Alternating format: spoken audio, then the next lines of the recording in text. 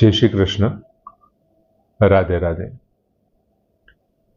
ભગવાન કૃષ્ણએ ચોથા અધ્યાયના 33મા શ્લોકમાં વાત કરી.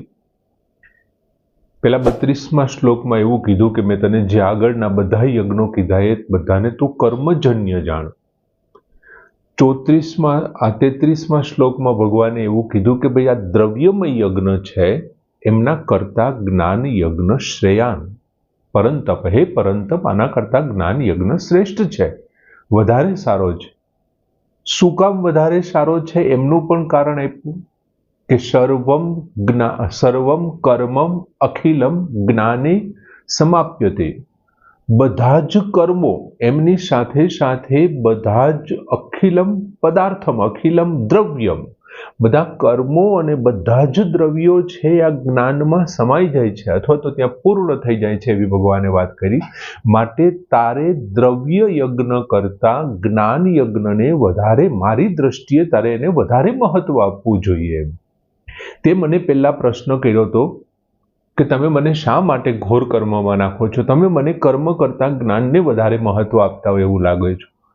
મને આમ કન્ફ્યુઝ થઈ જાવ છો એવું તમે કે તમારું આ બંને બાજુનું વર્તન છે.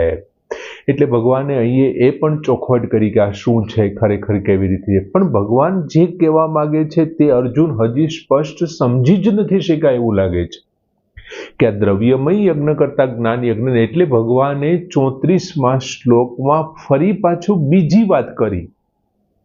અને ઘણા લોકો તો એમ કે છે કે આ ભગવાને ગુસ્સો કર્યો છે 34મા શ્લોકમાં. ભગવાને અર્જુન પ્રત્યે થોડુંક એવું બતાવ્યું છે, પણ એવું કંઈ છે નહીં. બહુ મજાની વાત કરી છે ભગવાને કે તત્વિધિ પ્રણિપાતેન પરિપ્રશ્નેન સેવયા.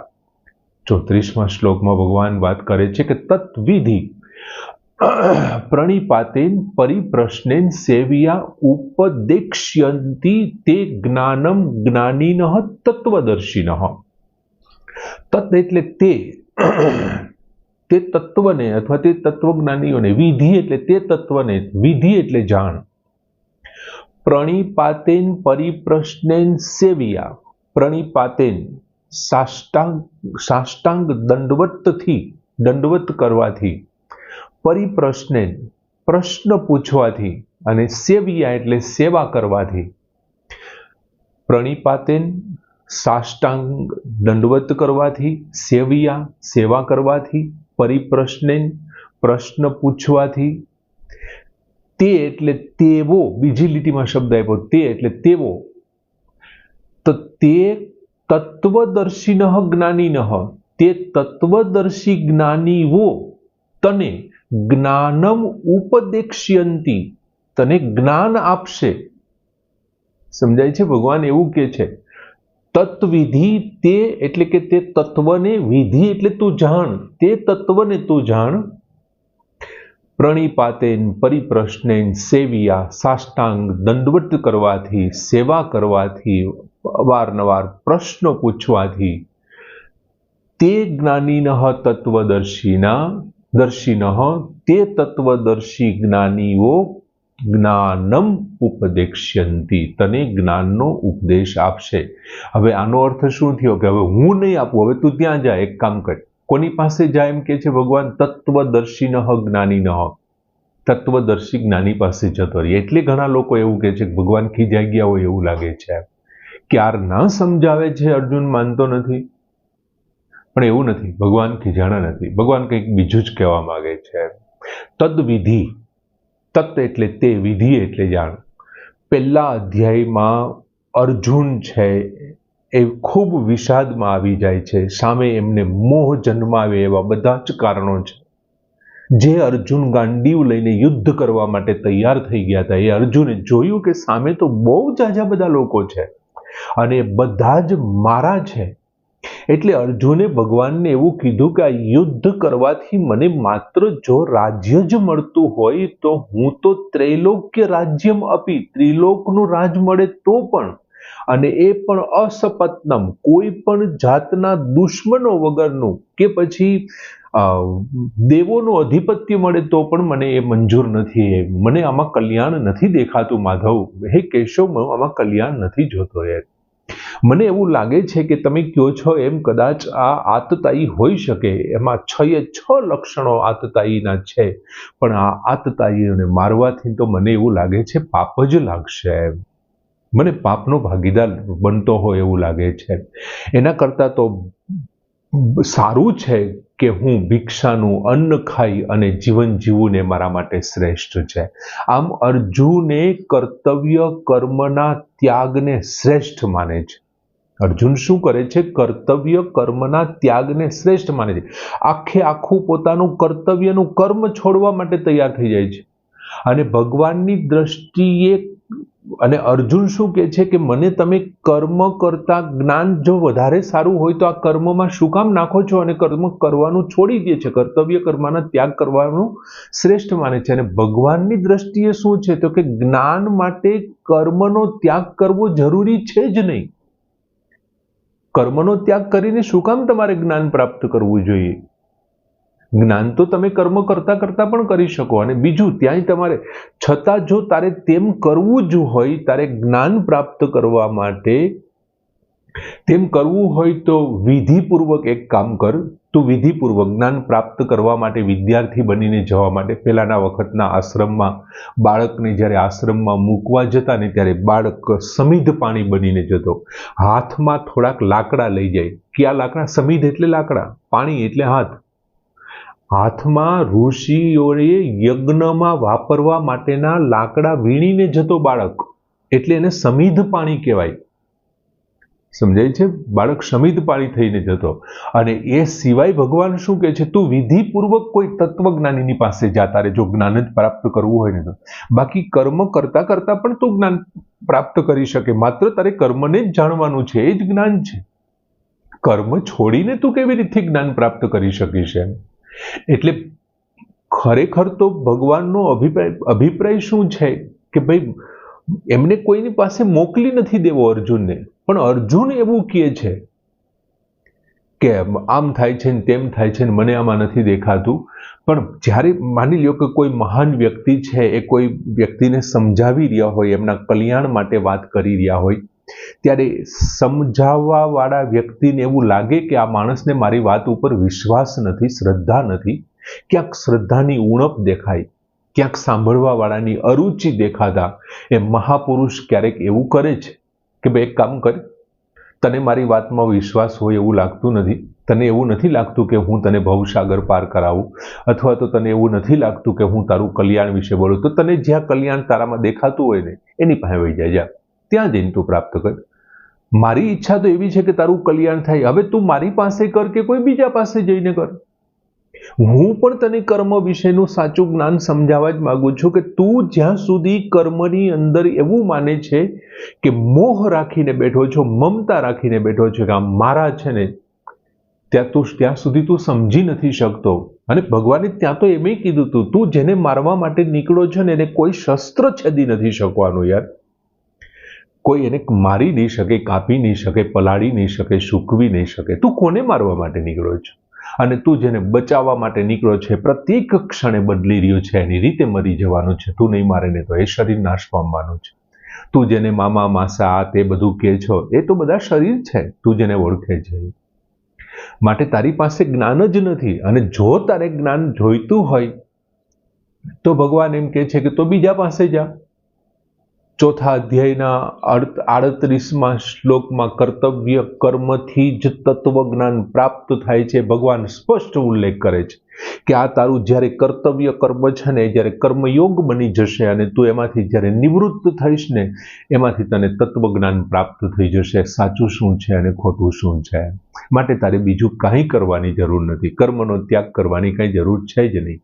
અને જ્ઞાન પ્રાપ્ત કરવા માટે તારે જવાનું છે તો એમાં 3 વાત કીધું: પ્રણિપાતેન, પરિપ્રશ્નેન, સેવ્યા. પ્રણિપાતેન એટલે સાષ્ટાંગ દંડવત કરીને. કોઈ ગુરુની પાસે જ્ઞાન પ્રાપ્ત કરવા જવું હોય તો આ એક એનો સિલસિલો છે, આ એક રિવાજ છે, આ એક પરંપરા છે કે ગુરુની પાસે સાષ્ટાંગ દંડવત, દંડની જેમ, લાકડીની જેમ પ્રણામ કરવાના. આપણા શાસ્ત્રોએ તો ત્યાં સુધીનું કીધું છે કે નીચવત સેવેત સદગુરુ. સદગુરુને નીચની જેમ સેવન કરવું. તમે નીચ વ્યક્તિ હો, હલકા વ્યક્તિ હો, તમારું ગમે તેવું અપમાન થાય છતાં તમે સહન કરવાની ત્રેવડ હોવી જોઈએ. તમે સાવ હલકા વ્યક્તિ છો અને તમને ગમે તે અપમાનિત કરે, આવી રીતે તમે સાષ્ટાંગ પ્રણામ કરી અને ખૂબ નમ્રતાથી, ખૂબ સરળતાથી ગુરુની સેવા કરી, તમારે શરીર અને વસ્તુથી સેવા કરી અને ગુરુને રાજી કરવાના. યાર, તમારે આ માન અપમાન કે આદર અનાદરનો કોઈ પણ જાતનો વિચાર કર્યા વિના પછી ભગવાને બીજી વાત કરી, એ જ લીટીમાં છેલ્લો શબ્દ સેવિયા, સેવાથી, શરીરથી, વસ્તુથી ગુરુના મન અને સંકેત પ્રમાણે વર્તન કરવું. ગુરુ જે સંકેત આપે તે પ્રમાણે વર્તન કરવું. ગુરુના મનની જે ઈચ્છા હોય ને એ પ્રમાણે રહેવું, એનું નામ સેવા છે. શરીરથી તમે ગુરુની સેવા કરો. તમે વિચારો તો ખરા કે રામ અને લક્ષ્મણ એના ગુરુ મહારાજના પગ દબાવતા. યાર, રામ અને લક્ષ્મણ એના ગુરુ મહારાજના પગ ચંપી કરતા આપણે જોયા છે મેન સિરિયલોમાં ને એમાં આપણે જોયા છે, અથવા તો આપણે એનું વર્ણન સાંભળ્યું છે. એટલે ગુરુ, હવે ખરેખર સાચા અર્થમાં ગુરુની સેવા કરવી એટલે શું? ગુરુની સેવા કરવી, એના પગ દબાવવા, તે તો બધું બરોબર, હાલો સમજ્યા. પણ સાચા અર્થમાં ગુરુની સેવા કરવી એટલે ગુરુના સિદ્ધાંતોનું અનુસરણ કરવું. ગુરુએ જે નીતિ નિયમો બનાવ્યા છે ને એનું પાલન કરવું, એનું નામ એની સેવા છે. ગુરુએ એવું કીધું કે આમ નહીં કરવાનું એટલે ન કરવું ને એ ગુરુની સેવા છે. ગુરુને પોતાના શરીર કરતા પોતાના સિદ્ધાંતો વધારે વાલા છે. ગુરુને પોતાના શરીર કરતા એમના સિદ્ધાંતો વાલા છે. કોઈ ગુરુને શરીરની સેવા કરવા જાય, એના પગ દબાવે, અને કોઈ વ્યક્તિ ગુરુએ કીધા પ્રમાણેના સિદ્ધાંત પ્રમાણે ચાલે ને તો ગુરુ વધારે રાજી થાય. એટલે સેવા કરવી એટલે ગુરુના સિદ્ધાંતોના, એના ખ્યાલોના, એના વિચારોનું, એનું પાલન કરવું. પછી ત્રીજો શબ્દ આપ્યો પરિપ્રશ્નેન.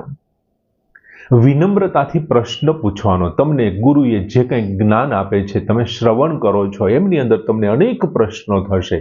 તો તમારે ગુરુ તમારી વિદ્વત્તા બતાવવા માટે પ્રશ્ન નથી કરવાનો, અને નથી તો તમારે એમની ગુરુની પરીક્ષા કરવા માટે પ્રશ્ન કરવાનો. પણ પરિપ્રશ્ન એટલે તમારે જ્ઞાન ઉપાર્જન માટે, જ્ઞાનના ઉપાર્જન માટે, તમારા મનમાં જાગેલા બે ભેદ છે ને ભેદને દૂર કરવા માટે, અજ્ઞાનને દૂર કરવા માટે પરિપ્રશ્નેન. આમ ત્રણ શબ્દો, પ્રણિપાતેન, પરિપ્રશ્નેન, સેવ્યા તદ્વિધિ. તે તત્વને તું જાણ ત્યાં જઈને. આ એની સિસ્ટમ છે, એમની પાસે જવાની વિધિ છે, ગુરુ પાસે જવાની. એમ અને આવી રીતે પ્રશ્નો કરી અને તારે જ્ઞાન. પછીનો શબ્દ ચોથા પદમાં ભગવાને આપ્યો કે જ્ઞાનીનઃ તત્વદર્શિનઃ.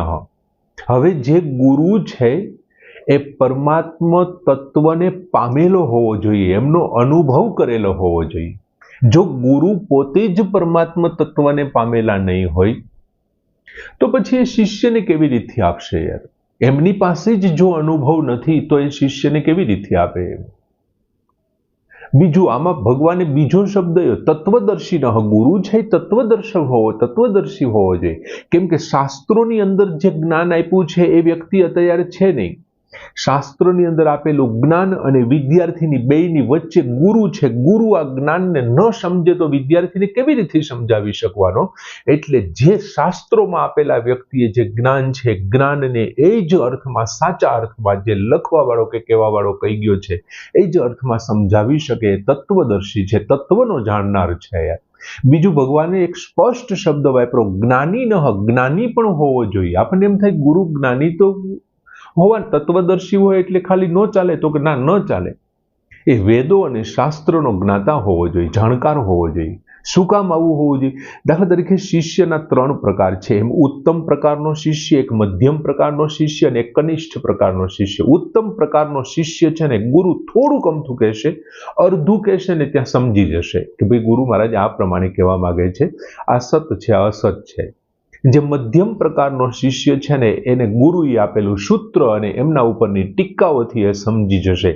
જ્યારે કનિષ્ઠ પ્રકારનો જે શિષ્ય છે ને એ નથી તો સૂત્ર સમજવાનો, સૂત્ર ઉપરથી સમજી શકે, ન તો ટીકા ટિપ્પણ ઉપરથી સમજી શકે. એને સમજાવવા માટે નોખા નોખા શાસ્ત્રોમાંથી એમને ઉદાહરણ આપવા પડશે કે આમ થશે, આમ કરવું પડશે, આમ કરશું ત્યારે આમ થશે. આવા નોખા નોખા શાસ્ત્રોના ઉદાહરણ આપી અને શું કરવાનું રહેશે, એમને અંદર જાગેલા બધા જ જે પ્રશ્નો છે ને એને સોલ્વ કરવા પડશે. જો ગુરુ શાસ્ત્રનો જાણકાર નહીં હોય ને તો એ વિદ્યાર્થીઓના પ્રશ્નોને પૂરા નહીં કરી શકે. અને જો ગુરુ તત્વનો જાણકાર નહીં હોય ને, ખાલી માત્ર શાસ્ત્રોના ઉદાહરણ હશે પણ તત્વ શું કે છે એ ખબર જ નથી, તો ઉદાહરણ શું કામનું યાર? ખાલી ઉદાહરણ કેટલાક કરશો? નિયમ આવડતો જ નથી તો દરેક જગ્યાએ ઉદાહરણ લઈને બેસશો નહીં. ઉદાહરણ ખાલી કરવા એ તો પાંદડાને પાણી પાયા જેવું છે, અને તત્વને જાણવું એટલે મૂળને પાણી પાયા જેવું છે. એટલે હવે પછી શું કહે છે ભગવાન કે ઉપદેક્ષ્યંતિ તે જ્ઞાનમ. જો તું આ પ્રમાણે એમની પાસે જઈશ, કોની પાસે? તો કે તત્વદર્શી જ્ઞાની નહ પાસે. કઈ પ્રમાણે? પ્રણિપાતેન પરિપ્રશ્નેન સેવયા, સેવાથી, પ્રશ્નો કરવાથી અને સાષ્ટાંગ દંડવત કરવાથી. જો આ પ્રમાણે તું જઈશ તો કેવી રીતથી થશે? તો ભગવાન એમ કહે છે કે ઉપદેક્ષ્યંતિ તે જ્ઞાનમ. ઉપદેક્ષ્યંતિ પ્રણામ, સેવા, પ્રશ્નો, આવું બધું છે ને ગુરુને એની કઈ અપેક્ષા નથી હોતી કે કોઈ પણ વિદ્યાર્થી આવે તો મને પ્રણામ કરે, સાષ્ટાંગ દંડવત કરે, અથવા તો વિદ્યાર્થી આવી અને મને મારી સેવા કરે, હું ચાલતો હોઉં તો ત્યાં આ બધું, હું બેસવા જાઉં તો બધું પાથરી દે, આમ કરે તેમ કરે, અવારનવાર મને પોતે પ્રશ્ન પૂછ્યા કરે. આવું ગુરુની અપેક્ષા નથી હોતી. પણ આવું જો કોઈ વિદ્યાર્થી કરે ને તો ગુરુ છે ને રાજી થાય છે, એની ભાવ છે એ પેદા થાય છે કે વધારે શીખવું, હજી હું આ વ્યક્તિને વધારે. તમે કોઈની સેવા કરીને તમે એમની પાસેથી કંઈ માંગો તો એ રાજી થઈને આપશે. એને કારણે શું થશે? જે સાધક છે ને એને બહુ મોટો લાભ થશે. બીજું પછી શબ્દ વાપરો જ્ઞાનમ ઉપદેક્ષી છે, તને જ્ઞાન આપશે. હવે ખરેખર તને જ્ઞાન કોનું જરૂર છે? તને સંસારનું જ્ઞાન આપશે. કેમ કે સ્વરૂપનું જ્ઞાન તો સ્વતઃ સિદ્ધ છે. તને સંસારનું જ્ઞાન આપશે કે આ બધું સંસાર છે ને એને તારે છોડવાનું છે. બાકીનું જે વધશે એ સ્વરૂપ છે ને એ તો સ્વતઃ સિદ્ધ છે. આત્માનું જ્ઞાનની જરૂર નથી. આત્મા તો જ્ઞાની જ છે યાર. એ તો પરમાત્માનો અંશ છે. મમેવ અંશો શબ્દ ભગવાને વાપર્યો છે. એને તો જ્ઞાનની જરૂર. આની સાથે તાદાત્મ્યતાને કારણે આવું થઈ ગયું છે. એટલે તને સંસારનું જ્ઞાન આપશે એટલે તું એને નોખું કરી નાખીશ. તારો આત્મા શુદ્ધ થઈ જશે. જે વૈધું છે સાચું છે. આ અસતનું જ્ઞાન છે, ઓલું સ્વતઃ સિદ્ધ તારી પાસે જે જ્ઞાન છે. અને પછી ભગવાન એમ કે છે ઉપદેક્ષ્યંતિ. ઉપદેક્ષ્યંતિ એટલે મહાપુરુષ છે એ ઉપદેશ આપે છે. પણ એનો અર્થ એવો નથી કે ઉપદેશ આપ્યો એટલે તને એ ઉપદેશ લાગી જ જાય, એનાથી તારું કલ્યાણ જ થઈ જશે એવું જરૂરી નથી. એમ ઘણી વખત તમે સાષ્ટાંગ પ્રણામ કરો, તમે પ્રશ્નો પૂછો, તમે સેવા કરો તો એ ઢોંગ પણ કરતા હોવ એવું બને નહીં. દાખલા તરીકે શુક્રાચાર્યને રીઝવવા માટે, પેલા સંજીવની વિદ્યા શીખવા માટે એમણે ગુરુની ખૂબ સેવા કરી, સાષ્ટાંગ પ્રણામ કર્યા, સેવા કરી, એમને ખૂબ મનાવ્યા, ખૂબ પ્રશ્નો કર્યા અને ગુરુને રાજી કર્યા. પણ એ ઢોંગ પણ હોઈ શકે યાર. એટલે ભગવાન એમ કહે છે તને ઉપદેક્ષ્યંતિ, તને આપશે તો તને આપ્યું તો એનો મતલબ એવો નથી કે તારું કલ્યાણ થઈ જ જશે. કારણ કે ભગવાને ચોથા અધ્યાયના 39મા શ્લોકમાં સ્પષ્ટ કીધું કે શ્રદ્ધાવાન લભતે જ્ઞાનમ. જ્ઞાન કોણ પ્રાપ્ત કરે છે? શ્રદ્ધાવાન. ગુરુની વાત ઉપર જેમને વિશ્વાસ હોય એ જ્ઞાન પ્રાપ્ત કરી શકે. માટે તારે એમાં શ્રદ્ધા રાખવી જોઈએ. બાકી તો આ બધું ઢોંગ પણ હોઈ શકે યાર. તારી સેવા છે, પ્રણામ છે, એ બધો ઢોંગ પણ હોઈ શકે. માટે શ્રદ્ધાથી જ્ઞાન પ્રાપ્ત થાય છે, 39મા શ્લોકમાં કીધું. અને એમને અચિરાત પરમ શાંતિમ અધિગચ્છતિ. 39મા શ્લોકના બીજી લીટીમાં ભગવાને બહુ સરસ વાત કરી. અચિરાત, ટૂંક સમયમાં પરમ શાંતિમ અધિગચ્છતિ. પરમ શાંતિ પ્રાપ્ત થઈ જાય. જો શ્રદ્ધા રાખો ને તો જ્ઞાન પ્રાપ્ત. બહુ સરસ મજાનો શ્લોક. આપણી જે પ્રાચીન વિધિઓનું વર્ણન કરતો કે તદ વિધિ પ્રણિપાતેન પરિપ્રશ્નેન સેવયા ઉપદેક્ષ્યંતિ તે જ્ઞાનમ જ્ઞાનિનઃ તત્વદર્શિનઃ. શ્લોક પૂર્ણ કરી.